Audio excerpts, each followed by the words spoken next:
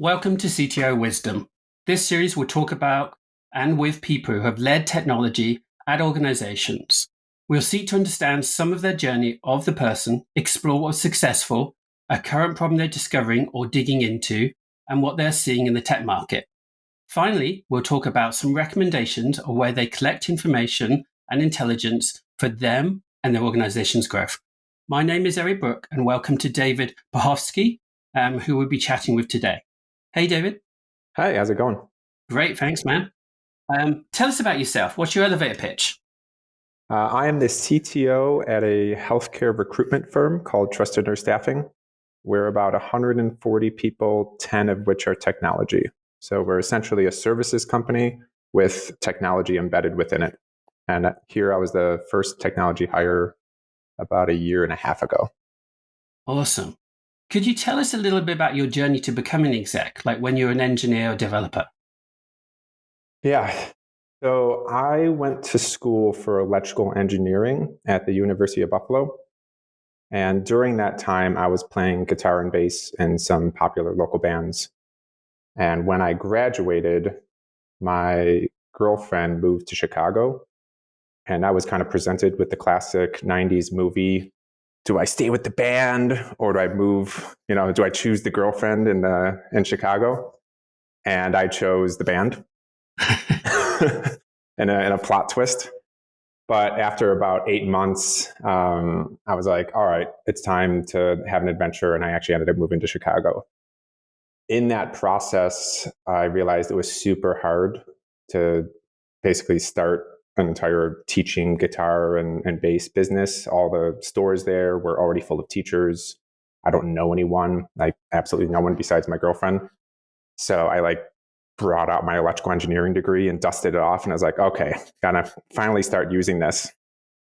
And I thought through it a little bit and was thinking through all the classes I took in college and trying to figure out what exactly did I actually like.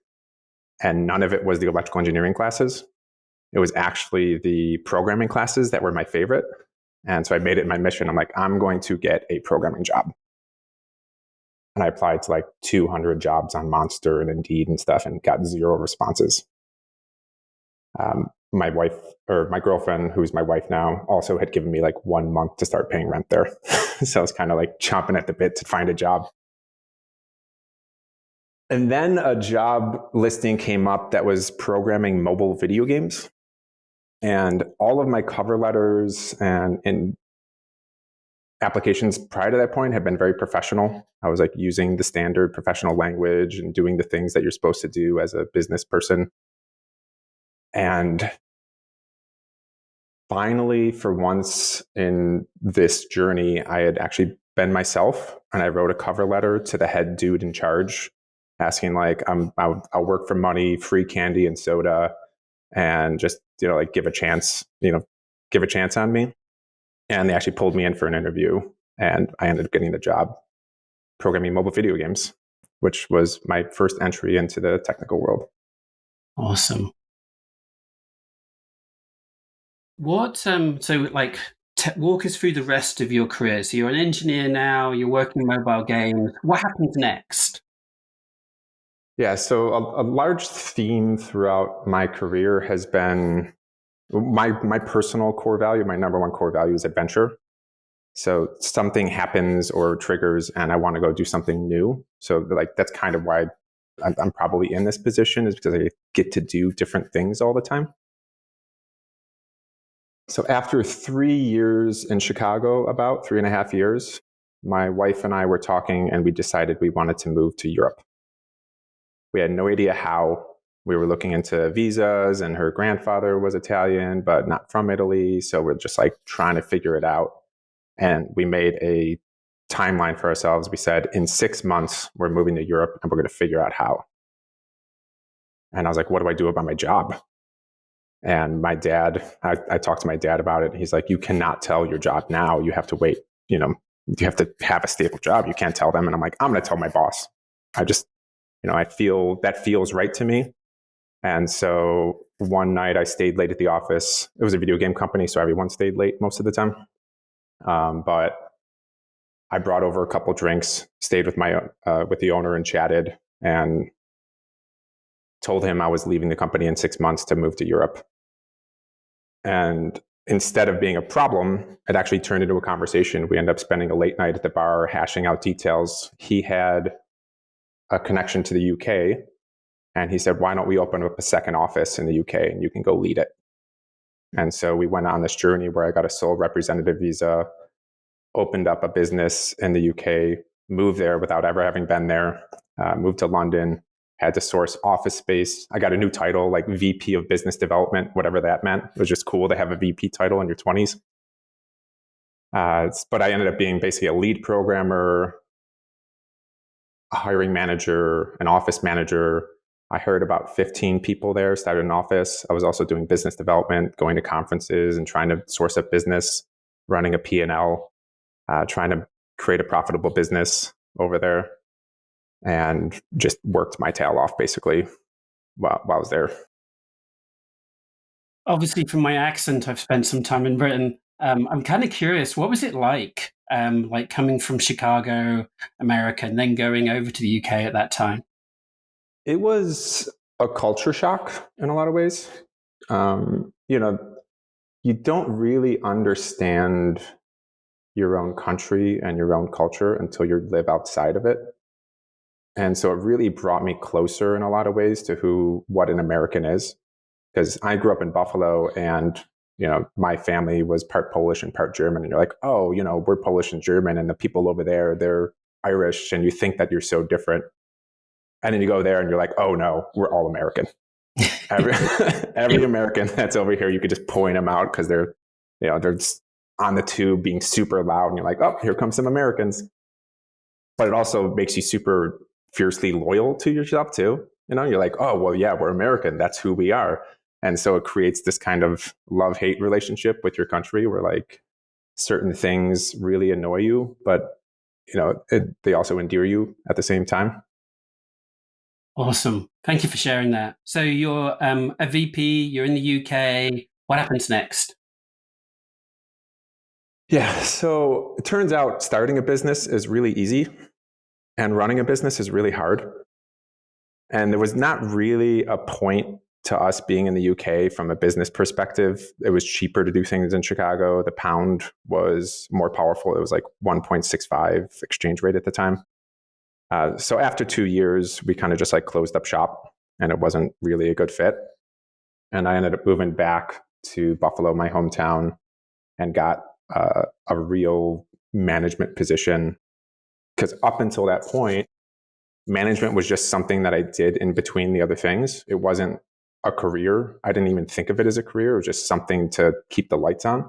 So I wasn't doing one-on-ones. I wasn't thinking about employee growth at all. It was get the business done.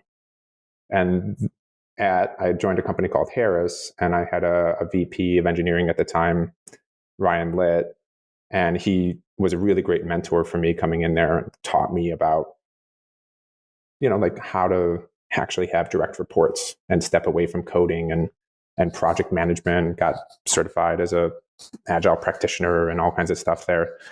Got my project management chops up and various management chops. Cool. What would you say in the transition from being, I know you went from kind of engineer VP back to kind of engineer management, but what would you say is different between, say, an individual contributor as an engineer to being a manager? You mentioned a couple of them, but what were the things that maybe you struggled with most? Stepping away, I think, releasing control. As an engineer, you have mainly full control over what you deploy. And you want to make sure that everything that you do has a clear cut, this is the input, this is the output. And I'm in control of that. I release my code. And yeah, maybe we have peer reviews and stuff, but for the most part, I'm in full control. When you're dealing with people, you don't have any control over anything they do beyond the fact that you're the boss. But it's less of telling them what to do and more of how do I convince these people that this is the right way to do it? How do I prove my worth or have them trust me that what I'm saying is actually something worthwhile to do? And so it turned less of a hard, I can make computer do what I want computer to do, into how do I convince a team of people that this is the right direction that we're supposed to be going. So you went from a control journey to an influence journey. Yeah, that'd be a great way of putting it. Cool. Okay, so your manager, what was it like? Did you get to a point where you were managing managers? Not in that position. Okay. But I said a theme of my life was adventure. After 3 or 4 years there, we decided we wanted to move to New York City now. It was better for my wife's art career. She's an artist. So we're like, let's go to New York City, the big city. Can't get any bigger than that in the United States. I ended up I found a friend of a friend in New York City that I started keeping in touch with, who was a software engineer. And I think it was Sunday morning, he texted me or emailed me and said, there's a job conference in New York City on Monday I think you should go to. And it's Sunday. And I'm like, okay, I just bought my plane ticket. And I called my boss and told him I needed to take off the next day. And he was very understanding. He already kind of knew what was going on. And so I bought a plane ticket that day, flew there, researched every company that was going to be at this thing, and found anyone that had a VP of engineering or director of engineering type role, because I wanted to take that next step. And so most of the positions they were actually advertising were engineering positions. They were like junior to senior software engineers, and no one was advertising VPs. But I just researched and wrote down the 10 companies that had VP roles available, and I went and talked to each of those things at this conference and got a couple interviews. So one of them ended up interviewing me later. I think they actually flew me out again that next week, and I ended up getting a VP of engineering position at a social media analytics startup doing big data, totally different tech. Everything was wildly different than anything I'd ever done. I was used to doing like bips and boops, 64 kilobyte mobile phone games. And now I'm dealing with terabytes and petabytes of data in the cloud with distributed systems and graph theory and data science and new programming languages. It's pretty cool. It was very intimidating, to be honest. How did you cope with that? Like, it's a huge technology journey to travel. How did you get yourself to the place you needed to be? I dove in, like if you put yourself in the fire, you have to kind of rise out of it or you're going to get burnt. So this was, at this point now, I'm managing managers. And I dove myself into the problem that I think the company had, which was how do you deliver effective software that meets the needs of your customers, right? It's like just the product journey. How do you form teams and do it I didn't want to do the typical Scrum thing, because Scrum to me had a bad name at that point. I had not had a great experience with it. I felt it was very prescriptive, didn't leave room for a lot of creativity, at least in my experience of it and our implementation we had done. So I ended up moving to I was in charge of product. Well, I guess I should include the CTO after hiring me quit within a month of me joining. And I ended up getting promoted to CTO. So that was my first, hey, you're a VP of engineering, now you're the CTO, which changed nothing besides my title. Kind of funny how little titles mean in some ways. But at this point, I'm trying to figure out, let's broaden the time scope of how we deliver into quarters instead of 2-week sprints. And I was hoping that this would create room for creativity. And so we gave a problem and a theme to a team that was like, okay, you're going to work on improving this aspect of the product, like usability in our metrics. Go find the problems that exist in these metrics, talk to our customers, talk to different people in the company, find these problems and solve them. You have a quarter to do it. This other team is, working on a brand new product. Go research how to do it, talk to product managers, and figure out what you're going to do. So we had 3 lanes of 3 different teams working on different themed problems. And so for me, that was really fun. Like, here I get to, now it's like one level abstracted up from being an influencer. Now you're like influencing and managing how a company deploys its resources to accomplish its mission. Right, and coaching managers on how to then manage their people. So, in that journey from control to influence, you've taken another big step, well, probably several steps at the same time, in terms of now you're managing through managers. Were there any kind of moments in that journey that you either kind of figured out or that you failed and then figured out in terms of managing managers? Yeah, I mean, I think who you hire and promote is probably the number one thing that a manager does. Now, unless you're a CTO and you're the only person in the technical company and you haven't hired anyone, who you bring in really defines your culture. So promoting the wrong people into a management role can really poison a team. So that could be a really big issue and something I learned. But promoting the right person can also allow them to grow and do great things for your company. So that was something that I had to learn the hard way. Other things, and at this, I think the next job I had, a light bulb went off at some point. I was working as the CTO for a real estate firm. So it wasn't a technology company. Again, this one was a services company with a technology component. And I remember thinking to myself, I wish that I had a team to work on this problem. And it was, I don't know, some sort of data problem inside the company. And then something clicked and I was like, I'm the CTO. Like wishes, like that no one, the owners of the company are not going to come to me and be like, hey, Dave, do you have any wishes to spend more money? You know, like I heard in your thoughts that you want a team to do something. And so like, instead of waiting for things to come to me now, something switched where like, oh, I have the power now to do the things the way that I want to do them. And so I put a pitch together to the owners and then said like, hey, here's the team I want to build. Here's why we're going to do it. Here's the business case. And let's basically start a new business line inside of here. And it worked. And we hired a team and we started building a product, which ultimately failed. But the good thing to me was like, I started to think that it like switched my mind to being more proactive instead of reactive. And I had to remind myself multiple times in my journey after that point, even that I had to keep doing that. I think I'm a little bit better at it now, but I still have to remind myself sometimes that I have the power to change things. Yeah, I hear you on that. So, what would you say success looks like, and what has helped you be successful in your journey? Personally, finding and recognizing your core values and sticking to those, I think, is probably the thing that leads to the most success. Being an authentic self and finding companies that share those core values. I've worked in some companies that do and some companies that don't, and the most successful ones are the ones where, you know, like they're the most aligned. And hiring people, so like you want to hire a diverse talent, but I think at the core you still want some of those core values to be there.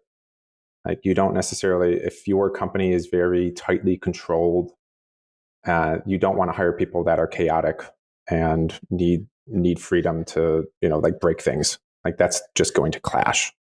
If you're a chaotic, freewheeling company, you don't want to hire tight, controlled people because they're going to freak out. You know, like we're moving too fast. And so personally, like having adventure and honesty and loyalty and like really caring about people, really playing to those has helped me in my journey and not being afraid to take risks. So like telling my boss that I'm going to quit in 6 months ended up being the opportunity that brought me overseas and like this amazing, cool opportunity to start a company. And so risk taking has always been something that's been core to me. And I bring that to the business side too. We have a super small team here. It's a few engineers, product manager, some designers, some IT folks. We can't compete with really big players, billion-dollar companies in our space, but we can take big risks on new technology. So instead of trying to, for example, replicate what Salesforce does or replicate what our competitors do, we can instead find a niche and push the boundaries in a small space and provide something that none of our competitors are building to draw some of our new customers in. Say like, okay, well, trusted is the only brand that allows me to do this thing or that provides this data for me. So I'm going to stick with them. Yeah. You talked about your core values, and you talked about adventure, honesty, taking risk, and being authentic. Have you been able to bring, say, like adventure to your work life as well? Yeah. One of my favorite quotes is by an author of The Little Prince, Saint Antoine Exupéry. Probably butchered his name. But he said something along the lines of, if you want to build a ship, don't drum up people to collect wood and teach them tasks, but rather teach them to long for the endless sea. And so that kind of idea that if you provide a vision over here, to me, that's adventure. Like strategy is adventure. Like, how do we get to this thing? And people will figure out ways to get there. And so I try to hire people that I don't have to push. I hate being a person who pushes people into places. I love to hire people that run. And the only thing you're doing is actually pulling them back and saying like, oh, hey, it's in this direction. And then it makes it a lot easier on me. I have to do a lot less work. But I can then focus my time on, like, what is that next adventure for our company? What is the strategy that we should be pursuing to get there? And so a couple times, or basically every company that I've been in since that CTO role, I've tried to put together roadmaps that are story-driven roadmaps over delivery-driven roadmaps. Because like anyone can say, this quarter, we're going to deliver this feature. It's a technical debt feature. And this next quarter, we're going to deliver this feature, and it's going to help us do metrics. And this feature is going to do this. And you're just looking at a timeline of stuff, right? If the team working on metrics looks at that, they're like, oh, cool, yeah, we're going to deliver our thing in Q2, but it means nothing to them beyond it's going to make maybe the product better, maybe increase some sales or something. But if instead you reframe your roadmap into a story-driven roadmap where every feature that you're working on empowers you to make a new feature or capability, and then that new feature and capability allows you to make yet another one, and you put the end goal, which might be like real-time notifications for so-and-so, like some pie in the sky thing, it kind of provides this roadmap into what the end goal is and gives someone, a person on the team, someone in another part of the company, access into your line of thinking on like, where are we going? Why are we doing this? And it's no longer what and when, it's now why. And I think that why is super important for roadmaps. And I haven't seen a lot of people do that in my career, but people like stories, and they will gravitate towards those stories. So even if I'm presenting to the rest of the company at a town hall or something, I will try to present things in a cohesive story of like, this is why we're doing this thing, and this is where it's going to lead in 5 years from now. Yeah, why is so important. Yeah. Sometimes it's forgotten. So is there something as a CTO you're trying to figure out at this moment, or that you've started a new journey that you're willing to share? Yeah. My current position is my favorite position I've ever had. And, if my boss is listening to this, thank you. I'm just buttering you up. But it's given me the opportunity to do things in the business space that I've never been able to. So for the most part, I've always been the tech person, and I'd be brought into like, I've done sales calls, and like I'll go on sales calls and help a lot of times it's kind of on sales calls, I'm the not the play-by-play announcer. I'm the person on the sports caster who like someone's doing the play-by-play and then the next person comes in and describes what was happening. So a lot of times I'll go into sales calls and someone will do like, here's what the data shows. And then I come in and give like a couple examples of like how that applies to their business. And so I've been a little bit involved in sales and in business, but here, Martin, my CEO, brings me into a lot of conversations that have nothing to do with technology. So how do we structure a recruitment org and healthcare staffing? How do we structure compensation? How do we as a whole business, what should our strategy be going forward? And right now we're looking at potentially starting or acquiring a business line. We staff nurses and allied workers, but we want to be able to staff doctors. So being brought into that conversation and, looking at potential M&A opportunities, looking at financials, digging into like business plans is something that I've never been able to really utilize in any positions that I've been in. So, it's really interesting being in these conversations and being the tech person and just being like, what's your business development plan? But I think if you approach this stuff from first principles and you just think like what makes sense, it's not too hard to figure some of this stuff out. And so, I don't necessarily want to be sitting in tech all the time. It's awesome that I can be in these conversations and help, with the overall company strategy. Awesome. What does your interaction with the exec look like? What have you learned, not just for this job, but other roles where you've been an executive? And what would you say is the difference from like being, say, before you became exec to when you now exec?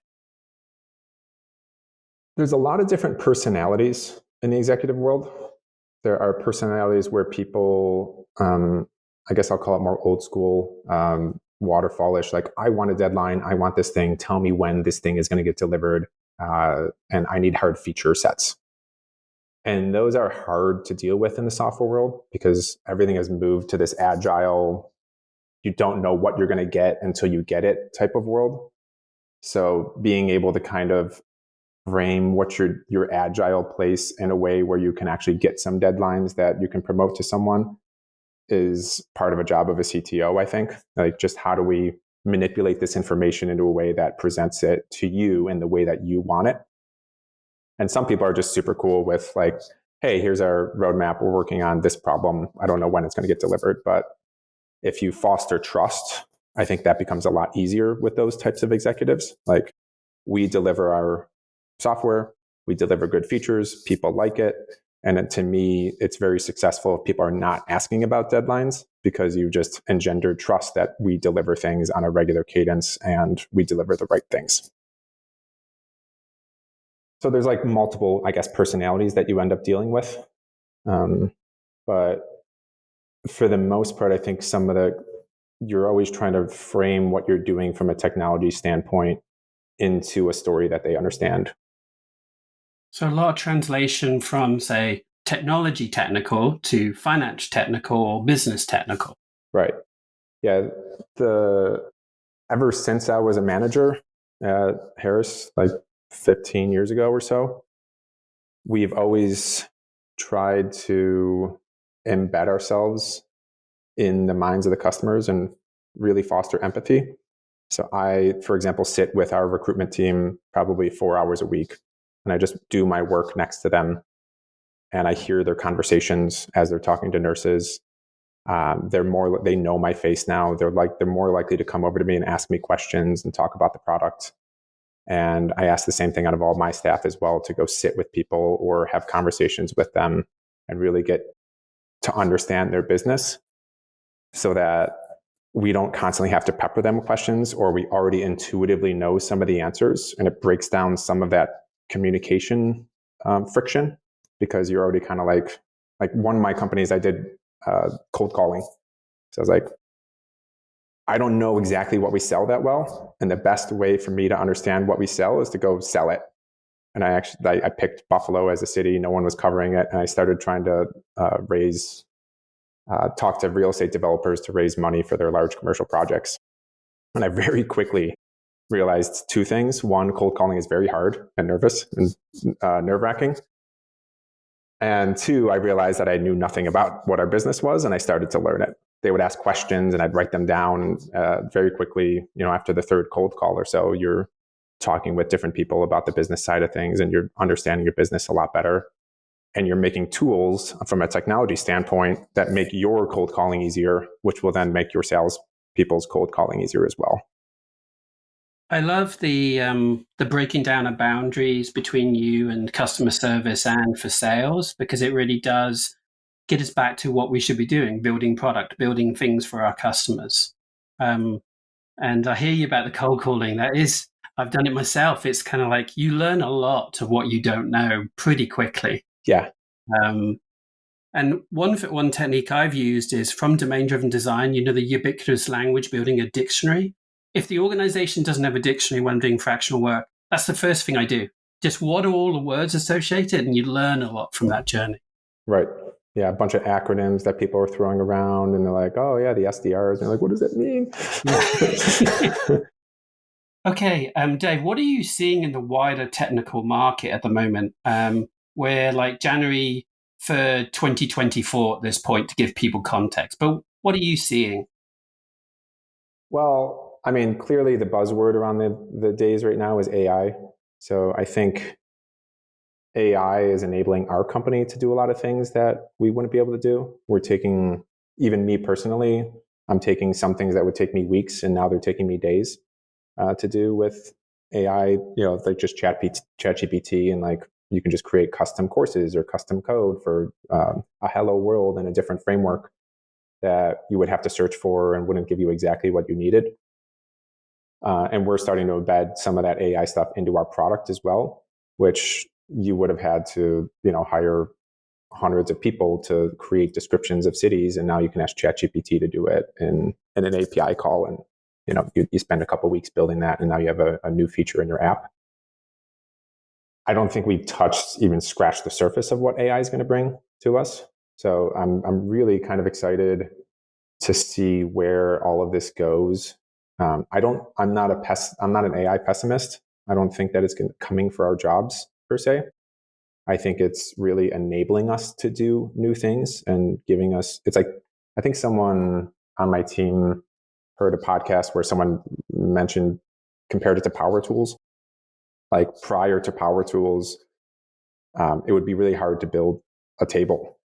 But now any Joe Schmo with a power tool can build a table. It might not look great, it might not be the best table, but it's pretty easy to do that now.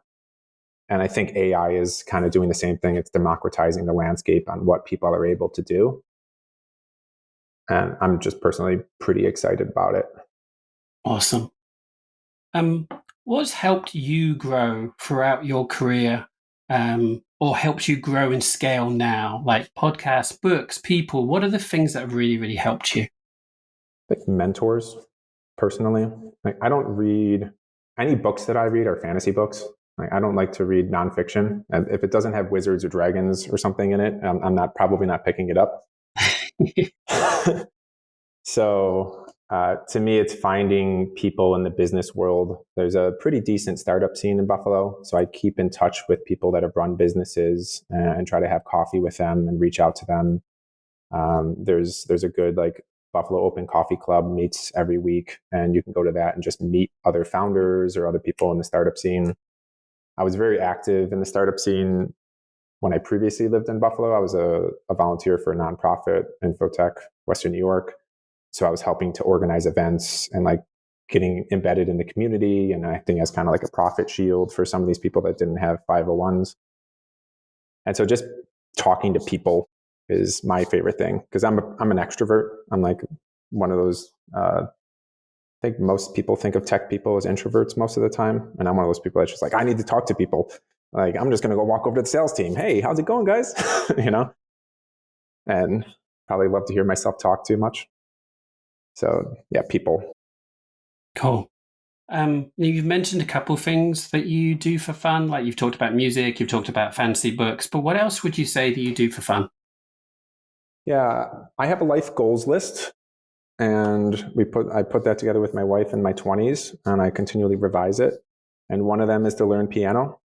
So I previously played guitar and bass, and now I'm teaching myself piano. A friend of mine had one, and I ended up getting it moved to my house.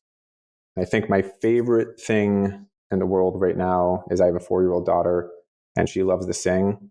And so if I can just start jamming out some chords on the piano and she comes over and starts making up lyrics and singing to it, it just kind of warms my heart because not only is it an educational opportunity for her to like learn chord structure and just like, it's super creative for her. It's also just super fun. It's like, as a parent, it warms your heart when you see your child doing creative things or having any interest in any activity you do at all is a warming feeling. That's great. And are there types of musics that you enjoy more than most?